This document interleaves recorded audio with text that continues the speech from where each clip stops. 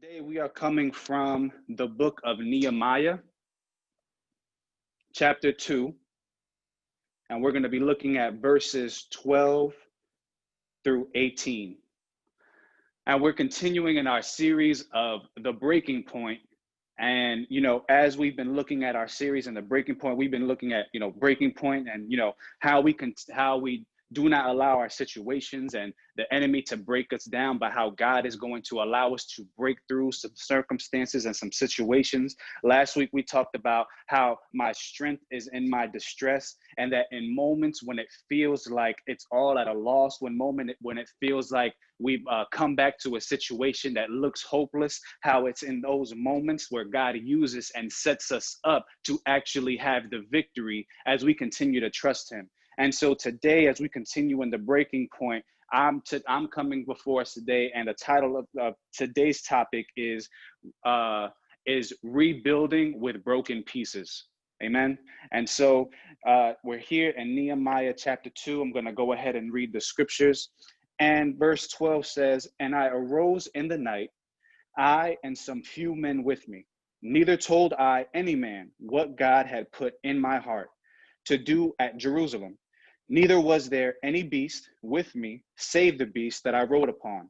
And I went out by night by the gate of the valley, even before the dragon well, and the dung port, and viewed all the walls of Jerusalem, which were broken down, and the gates thereof were consumed with fire. Then I went to the gate of the fountain and the king's pool, and there was no place for the beast that was under me to pass. Then I went up in the night by the brook, and viewed the wall, and turned back and entered by the gate of the valley, and so returned. And the rulers knew not whither I went, nor what I did, neither had I as yet told it to the Jews, nor the priests, nor the nobles, nor the rulers, nor the rest that did the work. Then said I unto them, Ye see the distress that we are in, how Jerusalem lieth waste, and the gates thereof are burned with fire. Come, let us build the wall of Jerusalem, that there be no more reproach. Then I told them of the hand of my God, which was good upon me, as the king's words that had been spoken to me. And they said, Let us rise up and build. So they strengthened their hands for this good work." So far, the scriptures. Rebuilding with broken pieces. And so just to give you a little bit of context of where we are, we're in the book of Nehemiah. And, during this time, Israel had just been released from captivity from the Babylonians and allowed to return back to Palestine, the promised land. And so the thing about it is that, they got back to Palestine and they had a chance to rebuild the temple, but there was still some things about the area that was not pleasing to, or conducive to be a place to live. The rulers that were in the area that were over them, the Persian rulers, they weren't treating them good. They were living in conditions that were not conducive to live in. Even though the temple was rebuilt, there was still other outside cities that would come in and torture or torment the people. Like, it still wasn't a good living situation because they had no protection. They had no one for them. It felt like everyone was against them. People were coming for them. And, it wasn't a place of safety.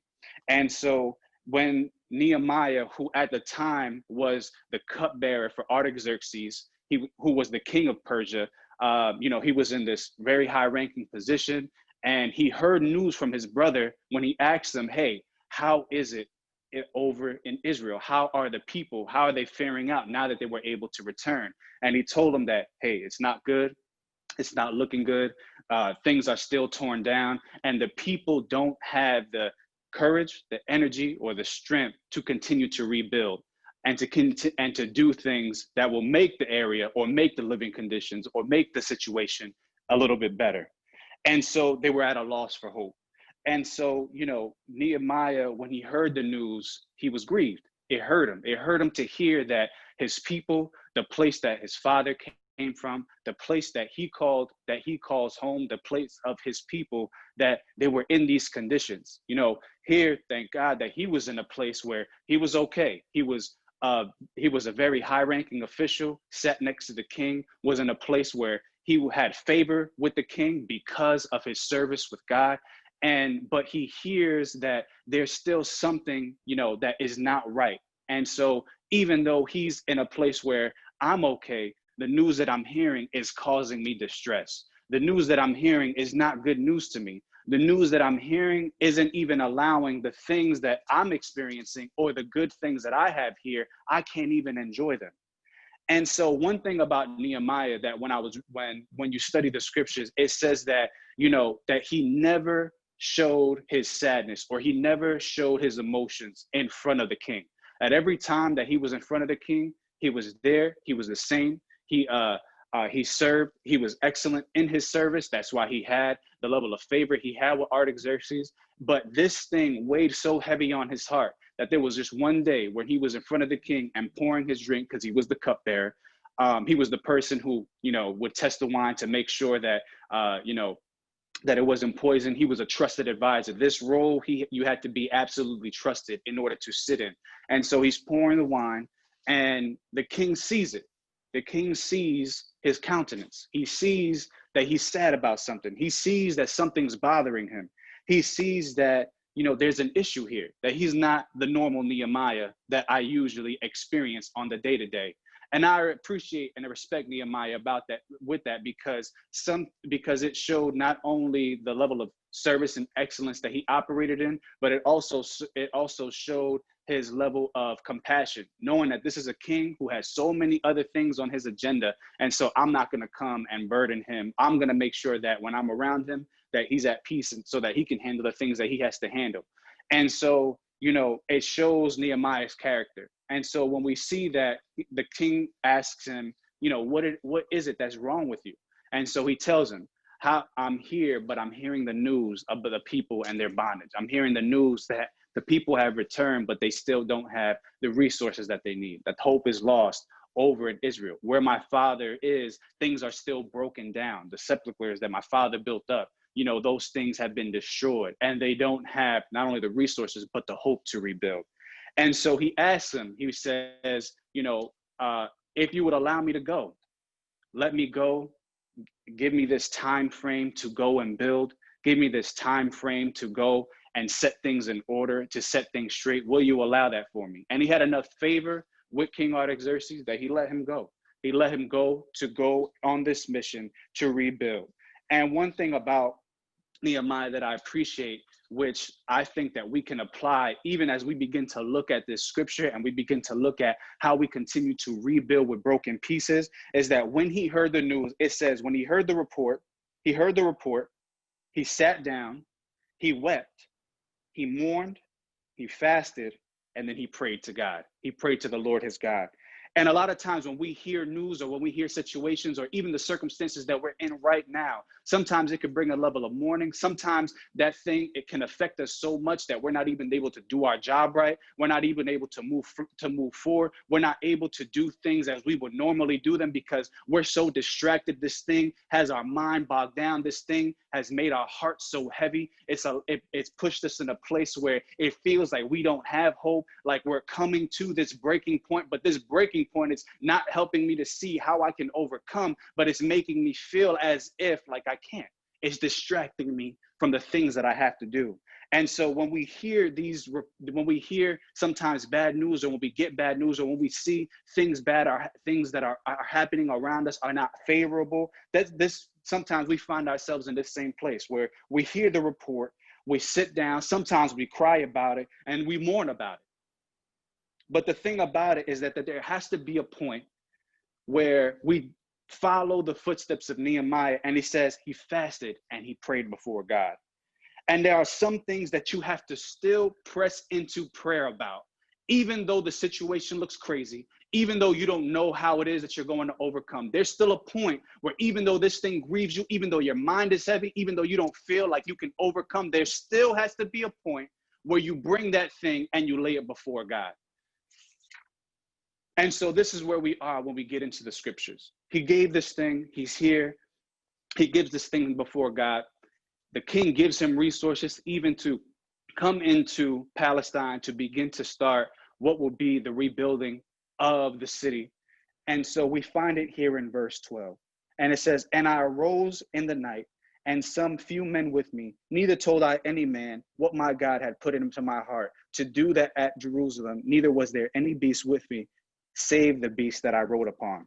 And when I looked at this, the first thing that popped out to me says, I arose in the night. And sometimes this thing that comes to unsettle you, that comes to distract you, that comes to put you in distress, to feel like you're in a disarray, to feel like you don't have no hope. Sometimes this situation can hold on you so heavy that it feels like you can't sleep, that it feels like you can't get a good night's sleep, that you can't rest. It feels like you're waking up and there's a weight on your shoulder, that there's a weight and there's the burden that you feel, that you can't be you can't be easy, even in your own home sometimes. It says he arose in the night. And the thing about it, when they came to the place where they were going to be, when they came to Palestine, it said they rested 3 days from the journey. But on the third day, he couldn't take it no more. On the third day, he was trying to rest, but now he had to get up. Now there has to be some action. And a lot of times we want to rest in our distress. We want to rest in this place where things are going bad, and it's just like, well, things are going bad. I might as well just go to sleep about it. I can't do nothing about it. I might as well just, call it quits. I might as well just get lax about it. But we can't do that. We cannot be lax in the distress. We cannot rest in distress. Even after some days, though you've been given the opportunity to weep, you've been given the opportunity to mourn, there has to be a point where you have to pick yourself back up and begin to move in the things that God is telling you to do. And so he rested for 3 days, but he couldn't take it no more. So in the night, what does he do? It says, I arose in the night, and I and a few men with me. Told I any man what God had put in my heart to do in Jerusalem. And I like this because it said what God had put in my heart. And one of the things that we have to do when we're talking about rebuilding broken pieces and finding ourselves at that breaking point, and how do we get to a point where we choose not to break down, but to continue to break through. One thing that we have to make in our mind is that there are some things that we have to do in order to move forward. We got to play it close to the chest. It says he put it in my heart. And so you got to play some things close to the chest. There are some things that you can't go and tell everybody that you're going to do. Sometimes there's some things you got to keep close, and you just got to act on it. There's some things where you don't have time to go and seek counsel. You don't have time to go and ask what this person's opinion is, and ask, what do they think about this thing that I'm going to do? What do they think about, what this idea that I have? If you already went and you prayed and God told you what to do, God already spoke to your heart about something that you have to do, you got to play that thing close to the heart, know and feel confident and assured that this is what God has spoken you to do, and then move in it and do it. That thing that he puts in your heart. And it says, I took a few good men with me.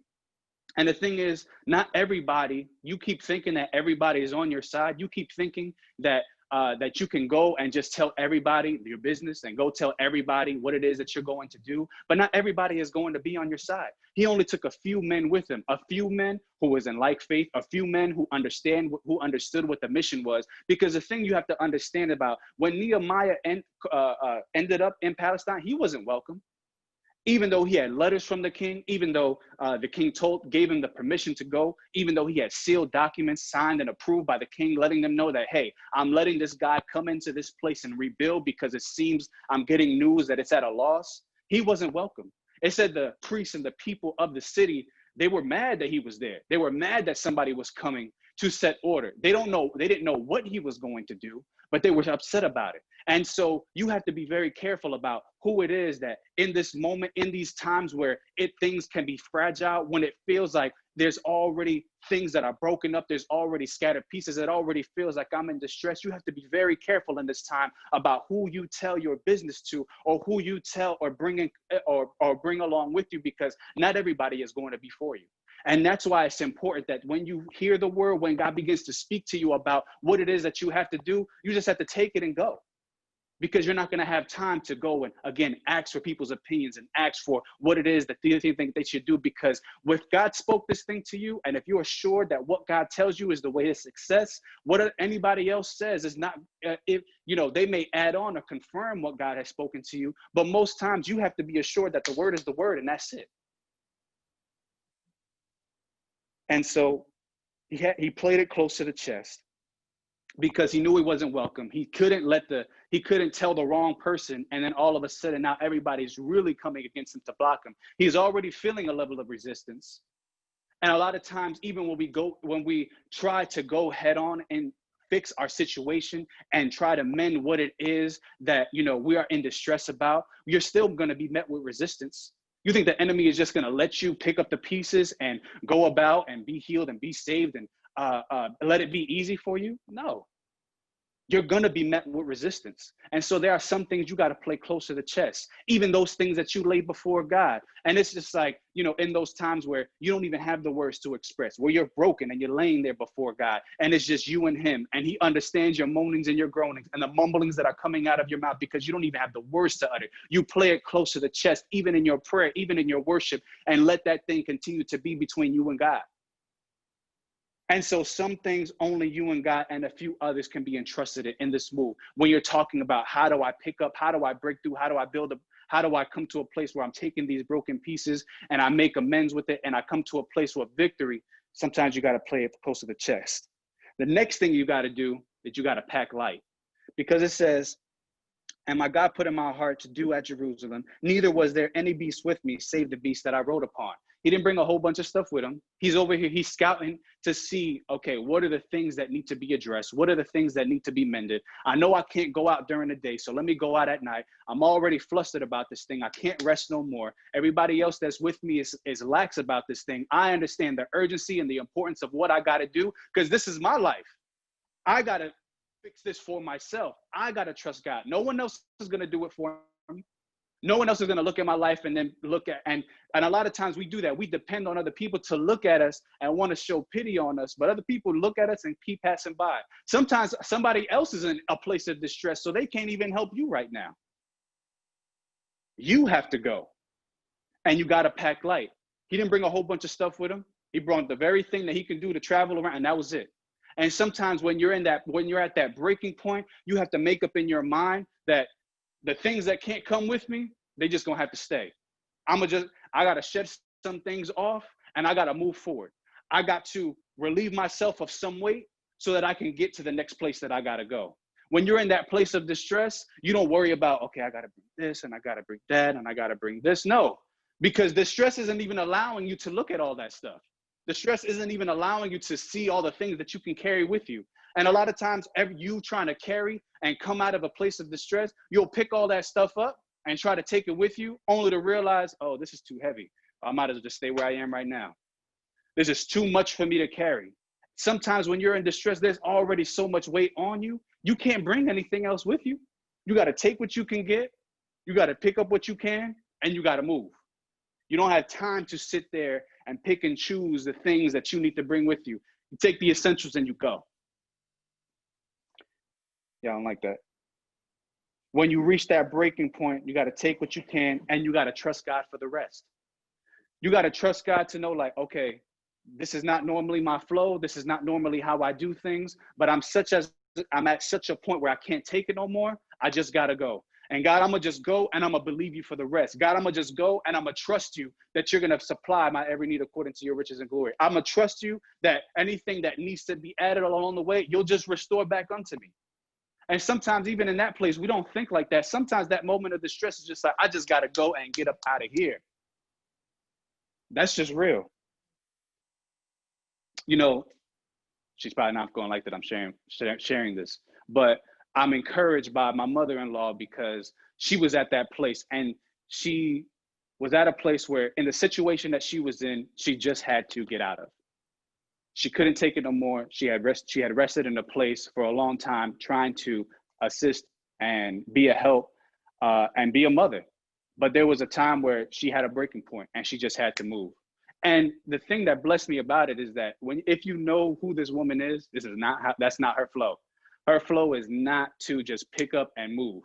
Her flow is to let me think and analyze and process this thing through, see what I can do, see this timeline in which I'm going to do it in. Now that I have all the pieces together, I'm going to wait, I'm going to be patient, and then I'll go when I feel comfortable. And so the fact that when she reached out to us and she said, hey, I made a decision. This is what I got to do. I got to go. Will you help me?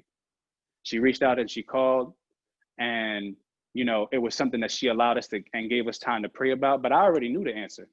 I already knew that the answer was going to be yes in terms of what it is that she was asking us about.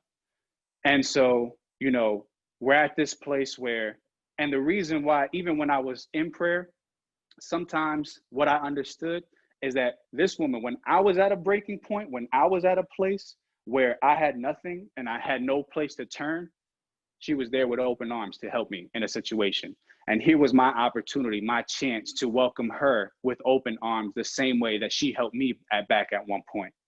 And so when I looked at her and her testimony, it began to make me think about all those times I was in a breaking point, and all those times where I could not, well, first of all, I didn't even have much to go with, but there were some things that I just had to move God in. I remember when I first got saved, and the reason I had got saved is because I was at a point where I had lost everything. Lost house, lost car, was out of school, business, suffering, and going couch to couch, $2-3 in my bank account, struggling to make ends meet, couch hopping, homeless. And I was at a place when I heard the call of God, when God had called me, I had to move in an instant because I knew it was him. When I begin to think back on my experience, and then how God was trying to save me, and when God had called me, and when I had got saved, and it was I moved to Charlotte. I left New Jersey. Didn't have anything with me. It was just like, God, I know you're calling me. God, I know this is you. God, I know that this is the will of God for my life. And sometimes when you're in that place of distress and all you want, and you're at that place where God, all I know that I can have and that I can trust that right now is your will. And God, whatever you say in that place of distress, when you tell me to go, I'll go. And so I thought back, and I was just like, so many times where I was in a place of a breaking point, a decision where I could either choose to stay where I was or to trust God and go where he's calling me to be. There was nothing that I had or could bring with me. I picked up and I left New Jersey. Then when we were in New Jersey and I thought everything was cool, my life was getting rebuilt, things were coming together again, just in my sanity, not that I had my own place or had my own thing to drive, or it was just that I got back my sanity and my mental state, because I was at a point of depression and a point of experiencing even a level of suicide. And so rebuilding my life back together just mentally, where I was sound with who I was again. And then boom, he said, all right, we got to go to Jersey. And I was just like, what? Did not like it. Did not like the fact that I was coming back to New Jersey, because I thought my life was going to be here in Charlotte, North Carolina now. And I loved how the lifestyle was. And so he said, nope. And when I came back to Jersey, a suitcase, 12 pieces of clothes, some sweatsuit, socks, and underwear. And that was it. And had to trust God for the rest. I had to trust God that he was going to make up the rest. Wasn't bringing a lot with me, didn't even have a lot to offer, but I knew God told me I had to go back to school and I had to come back to Jersey to help start this ministry called Greater Love. And so the sacrifice of, again, going back to where I'm hopping couch to couch, going house to house, where I had to trust God in the situation of, okay, God, you told me to go back to school. How are you going to work it out? I'm going to wait, be patient, be diligent, and pray until you begin to manifest and set things in a place of stability all over again. And so I knew, God, all I want is your will. If this is what you're saying for me to do, I'm going to go do it. And when you're at that breaking point and you just come to that place where God is just you, your will, and whatever you tell me to do, you pack light. Sometimes there's some things you just cannot take with you, that you have to go, you have to press forward, and you got to move in. And that's it. And you got to believe and trust God for the rest. You got to take what you have and go and trust God for the rest. And so when we look at verse 13 and 14, it says, and I went up by night by the gate out of the valley, even before the dragon well, and to the dung port, viewed all the walls of Jerusalem. They were broken down, and the gates thereof were consumed with fire. Verse 14, then I went to the gate of the foundation and the king's pool, but there was no place for the beast that was under me to pass. And I looked at this scripture, I'm just like, man, Nehemiah, he's looking, just imagine this, the place that you love, the place that you call home, a place that, you have just a connection to, and you're just seeing the brokenness of it. You're just seeing how dismantled and disarray things are. And a lot of times we can look at situations and we just see a disarray and how things are so dismantled and like not in order and not structured. And how did it get to this place? And the reason it got here is because, you know, the people of Israel disobeyed. And a lot of times we look at things that are broken up, but we don't want to admit that the reason why we're looking at this and this chaotic state is because we didn't obey. It's because we didn't get to a place where God spoke to us before we got to this point. You didn't have an ear to hear. You didn't listen. And so now you're having to come back and face this thing that looks so crazy. And the thing about it, imagine he's trying to see how he can make his way in. And I was just like, God, how do I move forward when all I'm looking at is a bunch of broken pieces? And he said, to know and to rest assured that I shall supply your every need according to my riches and glory. And the thing is, we have to stop looking at where we have to start from or these broken pieces and start looking at the God that we serve. And that's a lot of times the reason why we can't even start to move out of a place of distress, because we haven't got to a place where we are assured that, God, I'm going to trust you. Where, God, I look at you, and even though this looks crazy, I know that you are the God who shall supply my need according to your riches and glory, that you're the God who is able to make a way, that you're the God who is able to supply. As I move forward and as I trust you, you'll begin to help me put these pieces together. And we're trying to get, and even when you look at this, he's trying to find a way in. How do I get in? Okay, God, where do I start at? How do I look? I'm doing this at night. I ain't got no rest. I don't even see how it can come together. I'm looking, everything's in disarray. How do I get to a point where I can start? How do I get to the point where I can enter into this place of comfort in my distress, or begin to start rebuilding some things so that I can be comfortable again? And the thing is, it says he went out by night, right? He went to the valley. And he's looking at all the places that you would normally think that you could get into, right? It says he went to the valley wall. And when you think about that, it's just like, okay, the valley, I got to go down to go up. Now that's too hard. Let me find another place. So he keeps going. And it says he went to the dragon wall, because that's the spring. That's the easy way in. That's the spring. It's nice. It's nice and beautiful. Let me see. There's a gate over there. I can usually get in over there. Nope, I can't get in over there. It says he went to the dung port, and the dung port is the passageway when carts and chariots that were led by animals used to come in.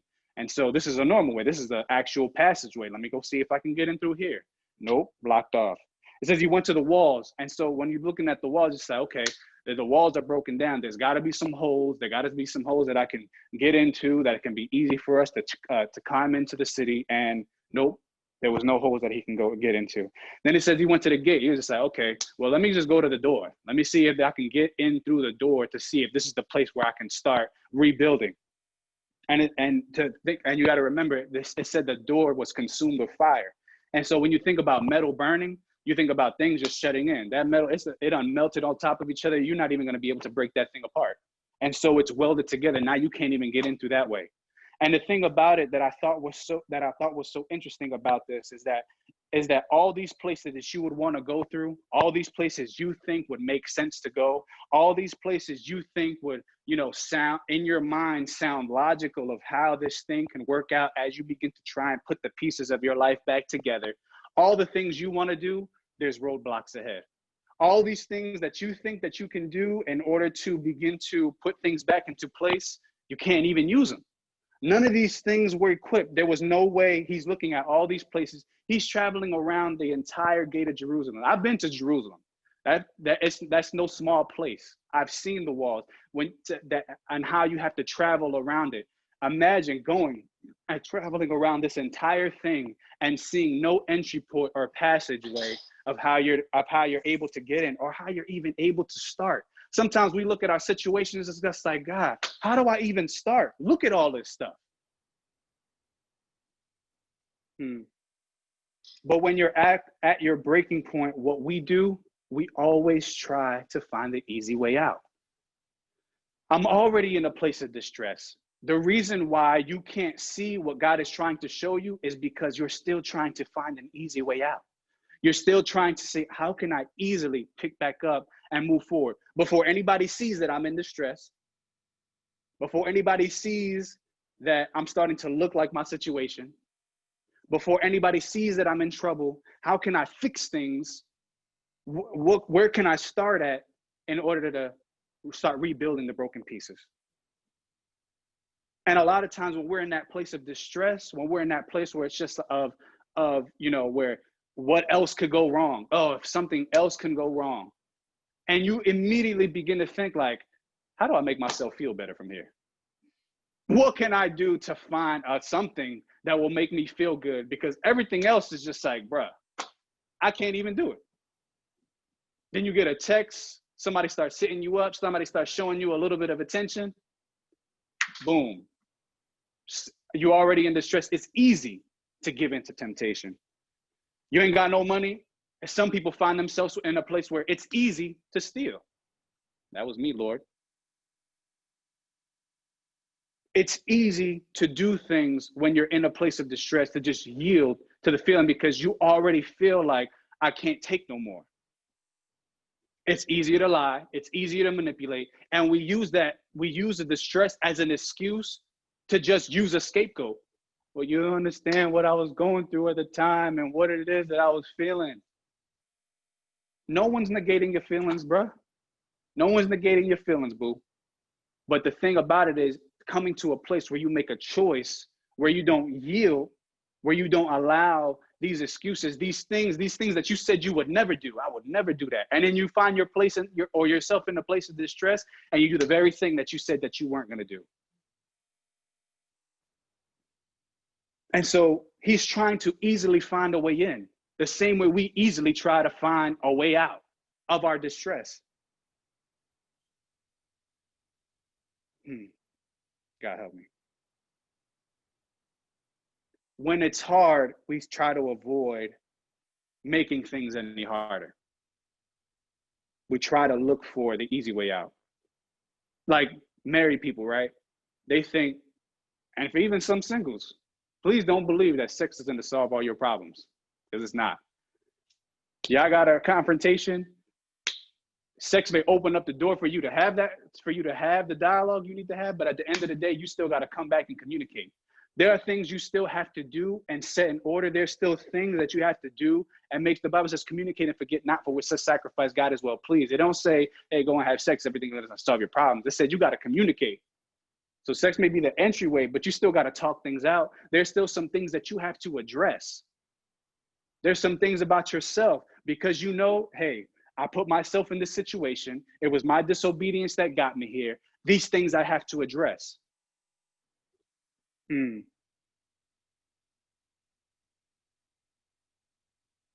me move on. It says, so he's looking for a way out. And it says in verse 15, then I went up in the night by the brook and viewed the wall and turned back and entered into the gate of the valley and so returned. I thought this was funny. The gate of the valley in verse 14 was the very first place that he saw. He looked at it and was just like, nah, buddy. Let me move on and see where else I could find. But he has to come back to the very first place that he started at. When you think about a valley, you got to go down to go up to the hill. And the reason why that was a place of entry is because if you go down and go up, that hill allows you to get over the wall. But it's a tough place. They used it and built castles and fortresses around that, because if they can get people to get stuck down there who are invading, they're easy targets when they're down in the valley. And so even though if they reach the point, it'll be an easy access point, you got to go through the valley first. And the valley was the first option that he saw, right, y'all? And he has to travel all the way back around, because remember, he left the valley. He went all the way back around, and he was just like, let me find an easier way, only to realize everything else is blocked off. The places that I think that I can do, the things that I think that I can do to put the pieces back together, I got to go all the way back around to the very thing that I was trying to avoid, going down into the valley to come up. And a lot of times we want to travel the easy way, but the way that God is leading us, we're going to have to come to a place of humility first before we can get back up. And so he has to travel all the way back around. And God, and for a lot of us, God told you the first time what to do. Even in your place of distress, God told you the first thing, that when you came to him, when you did pray, when you came to him broken in your mourning, and you couldn't even speak no words, all it was blubberings out of your mouth. God told you what to do, but you didn't like what you heard. You didn't like the answer. You didn't like the instruction. You didn't like what he said the process was going to be. Jesus. God told you what to do, but you didn't like the answer. And you keep telling God, like, okay, God, I want to be healed in my heart. And then he tells you, I will go forgive X, Y, and Z. And you like, forgive X, Y, and Z? I'm not about to do that. I don't got to do that. You don't like the answer to that. But he told you, hey, if you want to experience healing, if you want to have that level of healing in your heart to be free and liberated, go forgive. Why do I got to forgive? I wasn't even the one hurt. You don't like the answer. When I was looking at this, it said, he led me to the 2 Chronicles 7:14. If my people, which are called by my name, shall humble themselves and pray and seek my face and turn from their wicked way, then I will hear from heaven and will forgive their sin and will heal their land. And I saw it, and I asked God, I was like, God, why do we, when we're already in a place of distress, when we're already at that breaking point, why do we have to go through the hard way or the way of humility? And he said, because I'm going to show you that I can make the hard way easy. I can make the hard thing easy if you trust me. And so he saw the first entry point. God spoke to you the first time of what you want to do, but you wanted to avoid it and go all the way around. So he's bringing you back, and then you mad on the journey back. You're mad at the distress, but you put that on yourself when you could have followed and obeyed the instruction the first time and did what he told you to do, so that he can show you, if you obey me, I'll show you the hard way. It's easy. I know it's the valley. I know it looks like you got to go down in order to go up. I know it looks like you're already in a place of distress. Why do I have to humble myself in order to come out of this thing? Why does it seem like I have to make things even harder before they can get good? Like, God, just fix the problem now. But God has to show you that he did it. God has to show you that he's going to do it.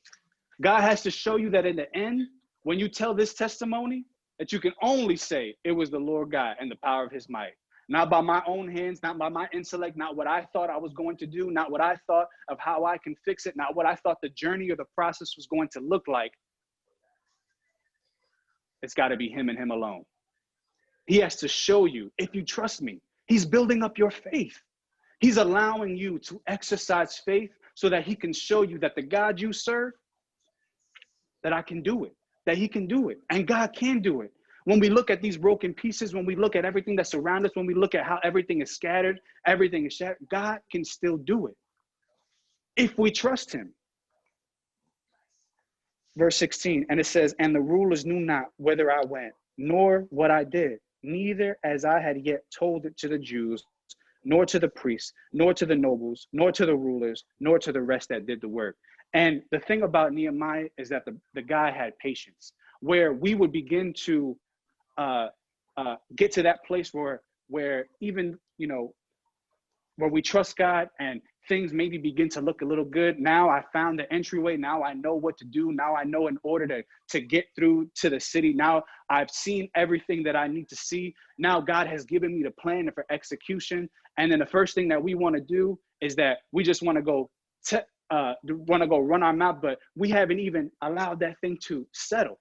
We haven't even gotten to a place where it's just like, okay, this is what God told me to do. And so I'm going to trust it and rest assured in that. And so we open up our mouths and allow the enemy to hear what it is that God has told us, to give him another opportunity to strike and mess things up again. And so he knew, he had the patience to understand, like, okay, I got to wait. Okay, God, I'm in a place where I trust you. Now I got to wait. Now I have to allow you to work things out.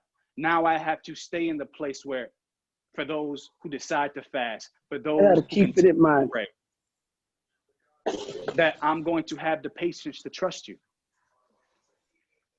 And so we have to exercise patience even after we get the answer.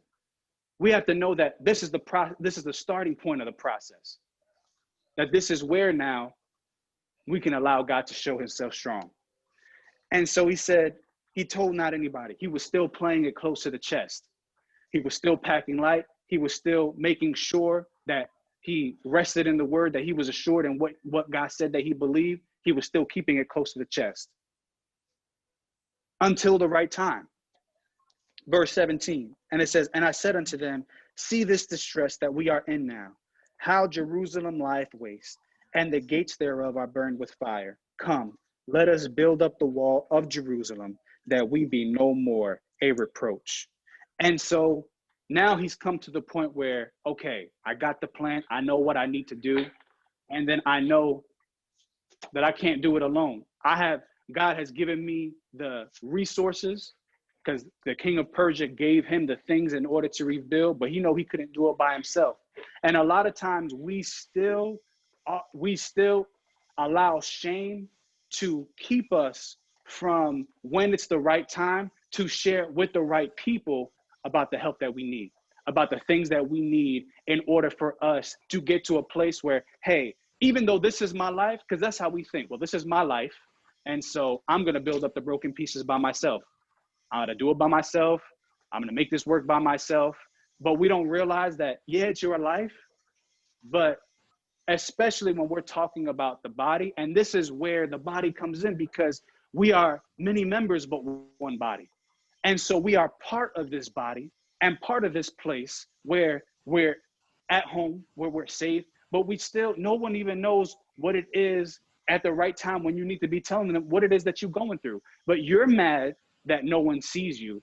You're mad that you're in distress and no one is picking you up.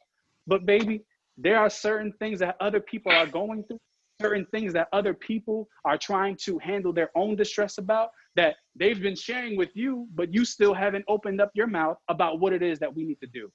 And so he gathers the people together. See, here we're in distress. See the distress that's here.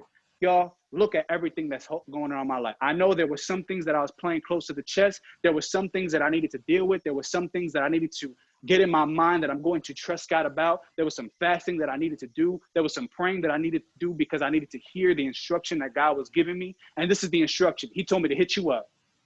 He told me to reach out and let you know, like, this is where I'm at. Look at the distress that I'm in. I'm sharing this with you.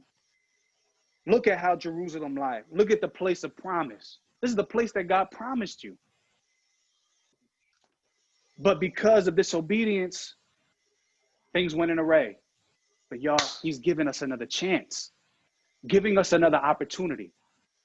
Even when Nehemiah heard the news, the first thing he did, he prayed. He said, God, I know that the people disobeyed. I know that we didn't yield. I know that that we didn't do what we were supposed to do. I know that we didn't follow the commandments. But God, if you are the God that never leaves us or forsakes us, give us another chance. Help me to come to a place where I can be a help to bring this resource so that we can rebuild, to serve you again. And so we got to know that in this place of distress, in this place where it looks like it's just broken pieces, this is what God can work with if you trust him. He can do this thing. He can work out the hard places. And a lot of times he will use people to help you work that out. If you trust him and if you trust the resources that he's put in place. And Jerusalem lieth waste, and the gates thereof are burned with fire. Look, y'all, look at everything that's happening. This is what I saw. These are the things that I'm noticing. Let us build up the wall of Jerusalem, that we are no more in reproach. Y'all help me obey. Y'all have been off. I've been doing my own thing. I need some help. I thought I could handle it on my own, but I can't. There are some things God is dealing with me. He's showing me that this is the reason why things are in such disarray. These are the reasons why there are so many broken pieces that I can't put together, is because I don't have the strength to do it by myself. There are some things that I can do. I can continue to communicate so that we can continue to pray. My faith can continue to build up. In this place, I got enough faith to just keep standing. Can you help me lift up my arms? That we be no more in reproach. And that's the first thing we got to do. We got to come to the understanding that these broken pieces, I got to make sure I want to go handle the broken pieces first, but God won't allow you to rebuild until you acknowledge that you're in reproach first. He won't even give you the plan. He won't tell you what it is that you have to do, how it is that you can begin to strategize and set in motion, what it is, the things that he can lead you to in order to begin to rebuild, until you acknowledge the reproach first. You acknowledge that this is a place of error, because he's not going to allow you to build back on a foundation that's still corrupt, that's still not in order, that's still not acknowledging where God is the way, the truth, and the life, acknowledging that I messed this up, acknowledging that I didn't listen, acknowledging that I didn't obey.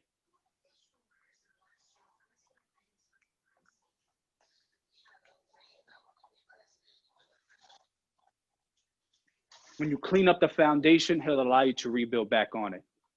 And then that foundation will be strong enough so that it can't be a reproach where people from the outside who have been coming in and messing things up and been in your ear and been swaying you before and been leading you astray and telling you things contrary to the word and telling you things contrary to what God has spoken to you and telling you things contrary to who God says you are. Those things won't even have access anymore.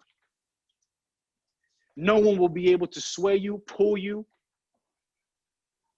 or lead you into temptation, because you've acknowledged the reproach. You have a place of accountability, and you're allowing, and this is the process of you rebuilding the structure with the strength that you have, with the strength that God gives you, and the resources that he's provided. Verse 18. And then I told them of the hand of my God, which was good upon me, as also the king's word that had been spoken unto me. And they said, let us rise up and build. So they strengthened their hands for this good work. Y'all, sometimes it says, and then I told them that the hand of my God, which was upon me. When you come to that place where you've acknowledged the reproach, where you've come back to God and you said, hey, these are my ways, I'm turning from them,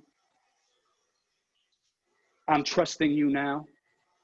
When people begin to hear that, when people begin to see the effort that you put in, you keep wanting help, but people aren't going to help you until they see you have at least the strength.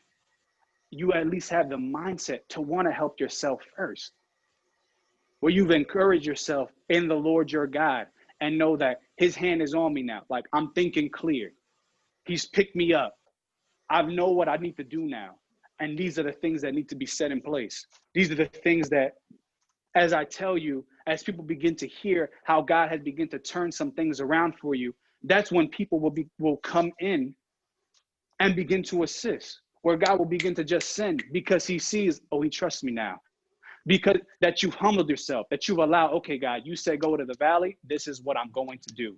And in the valley, and as you begin to rise up, along the way, he's putting things in place, setting things in motion, all those things where you made up in your mind that you were going to pack light, that you were in distress. You were just like, I just got to get up out of here. I don't know how it's going to happen, but I just believe God. I'm just going to trust him. When people hear that, and when people see that act of faith, when God sees that act of faith, that's when he'll begin to add on little by little, bit by bit. And by the time you get up to the top and go over the wall, by the time you reach to the top, by the time, even when you're in your journey, you won't even realize, like, wow, I haven't even felt that I haven't been without. Because he shall supply your every need. And one thing that I'm learning about God, we always talk about want and the things that I want. God, will you give me the things that I want? One thing I'm learning about God is that every time I think that I just want this thing, I realize more and more that it was the need that I wanted. But I looked at the need and I was just like, that's just basic. And sometimes you need the basics. Sometimes you just need the foundation. And sometimes you don't even realize that the excess, the things that you want, that's not even really the thing that will satisfy you. It's the need being met. And then when he shows himself as God even more is when you trust him for the need, he meets the need, and then he supplies your every need according to his riches and glory. The riches and glory, that's the excess. Because the way God does things, see, we make a request. It's like when you be like, hey, can I borrow $5? You know, I love my sister. And every time that she hits me up, if she's in a place of need, quickly, you know, send something out. And I don't always just give the need. I just be like, hey, can you send 50? Here's 65, here's 70, here's 80. A little excess. Because every time I know I go to God, he treats me the same way. Every time I go to God and I say that I'm going to trust you, every time I trust you, you don't just meet the need, you always give a little extra.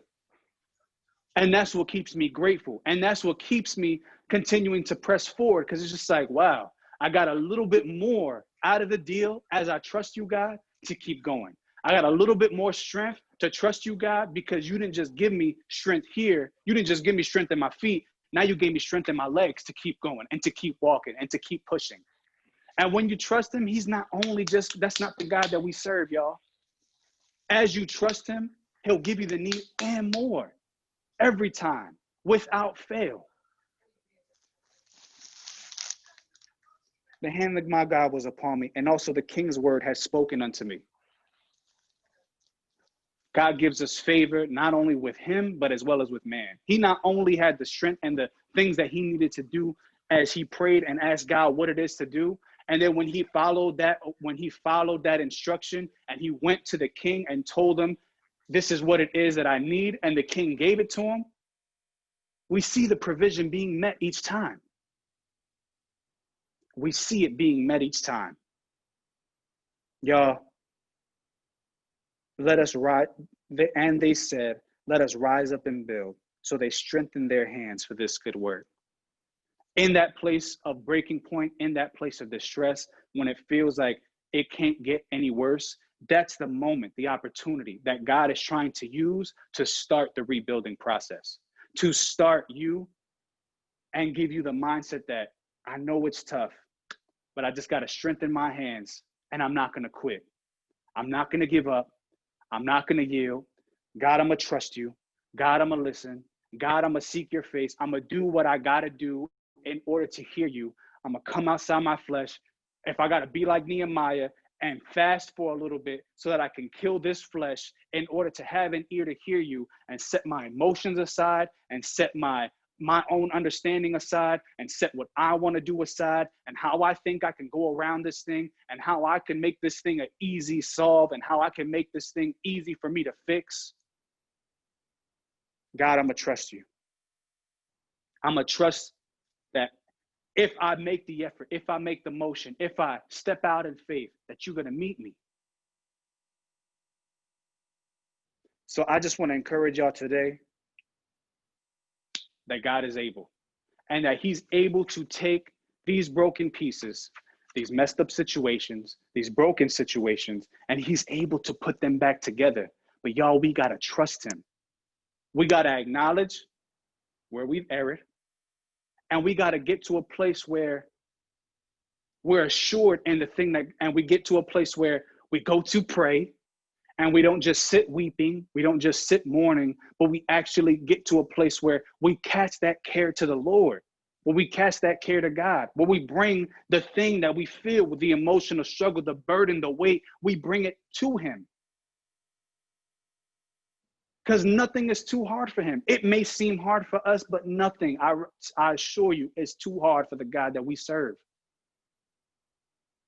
And as he instructs you, and as you go to that, you follow the first instruction, you go to the first place, you do the first thing that he told you to do, instead of running from it, instead of straying from it, instead of thinking that that's too hard, that doesn't sound good to you, and you do it, he'll make the hard thing easy. And little by little, when I look at my life now, 10 years ago, when I decided to live my life for him and to come out of the world, out all the way in the world. Everything that you can think of that somebody can do, I did. And when he called me and I went cold turkey and said that I was going to trust him, when I look at where my life now and all the things that I lost and even things that I didn't have, how he's restored and put together and worked out these broken pieces. And I didn't make it easy along the way. There were still some places that I was still fighting. There were still some things that I caused to be a delay because I didn't want to yield and trust the instructions. Some things I knew, that's God, boom, I did it. And he moved quickly. And then there were some things where I was just like, nah, God, that plays on my heart too much. Because that was one area that I could not be consistent in with God, my heart. Just like Nehemiah, he played that thing close to his heart. He didn't want to tell nobody what the heart issues were. I didn't even want to tell God, these are the things that are hurting me. Matter of fact, God, I didn't even know sometimes that these things were hurting me. I didn't know that this was the root or the source of the pain. But as I begin to pray and he shows us these things and begins to remove the layers and he shows you the root of the issue, when you discover what that root is, the heart issue, we got to give it to him. And it's when I begin to give it to him that I truly started seeing that not only the outside, God, you're doing it, but on the inside as well. And even though it looks good out here, I'm still jacked up and messed up on the inside. Nehemiah sitting in the castle of the king, everything around him glorious. You can have whatever you want, but on the inside, I'm in turmoil because I know that my people, they're suffering, they're struggling. Not on the outside, you're doing it, but I need you to do it inside too. And it was when it began to matter to me more that the inner work that God needs to do is more important than the outer work, that this is what I need, the healing of my heart, the healing of what it is that I feel, the healing from the brokenness, healing from the rejection, trusting him for these things, at everything on the outside. God, I'm grateful for this. Do not get me wrong. But I know that this means more now. And it's this thing when I feel confident on the inside, when I feel assured, when I feel strong on the inside. And it's not every day, but that's why we need the word to continue to encourage us and to push us and to motivate us. And we need people in our lives that of like faith that will continue to push us to the things of God. That's how I know that when things are in disarray, when I messed up, when there's broken pieces on the floor that I'm trying to figure out how to put together, on the inside, I'm assured that God can do this thing too. So I just want to encourage y'all. Those things in your heart, yes, there are some places you got to play it close to the heart on the outside, but those things in your heart, those things you don't got to play close when it comes to God. He wants to hear those things. And he wants to do it in here and out here. And he's able to, with all the broken pieces, the things that you look at and you just like, I don't know, that just looks hopeless. We serve a God of hope who, as we trust him, he can do all things. Y'all trust him. As we continue to examine these things that bring us to this breaking point, and when we get there, making the choice to trust God, making the choice to not try and do things our way, making the choice to not take the easy way out, but to trust him that he can make the hard thing easy for us. And I'm telling you, every time I've made that choice, hallelujah, every time I've made that choice where I was just like, it looks hard, God, but I'm gonna trust you. He makes it easy. And when people see the work that he's done, even they know only God could have done that. The God that Lewis served is real. When they see where I was and where I am now, all the credit goes to him. But I'm a benefit of everything that God has done. I'm a beneficiary. And so, y'all, we have to get to a place in that breaking point where we say, I trust you. Where we say, I trust you. And as many times as you got to say it. Sometimes I know my wife, sometimes she probably think I'm crazy. I'm just walking out through the house. God, I trust you. God, I trust you. God, I trust you. God, I trust you. Because I have to just remind myself that I'm going to trust him, and that's it. And remind my spirit man that beyond what this flesh wants to do, I trust him. So y'all, I encourage you to trust him. Know that he can rebuild the broken pieces. Know that God wants to do it. And that even at a breaking point, God can change and turn things around. When you look at the promise, when you look at how things are in disarray, because we didn't listen, because we didn't obey, he could still turn it around and make it beautiful again.